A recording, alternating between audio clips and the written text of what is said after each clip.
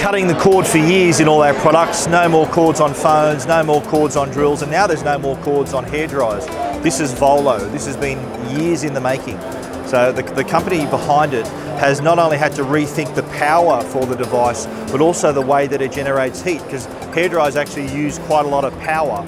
So this had to be engineered top to bottom. So getting rid of a cord to a lot of outsiders may seem like not such a big deal, but for a hairdryer it is. Right, so your most corded hairdryers at home run off about 1800, 1875 watts, right, which is a tremendous amount of energy. Yeah, right. So not only is this an energy efficient product, the heating element is at drawing 1800 watts, you can't power that with a battery pack, way too much. Okay. So that's why we had to rethink the heating element. Okay. So Volo, cordless hairdryer, no more cords. So anyone, men and women, using hairdryers, the cord has been removed.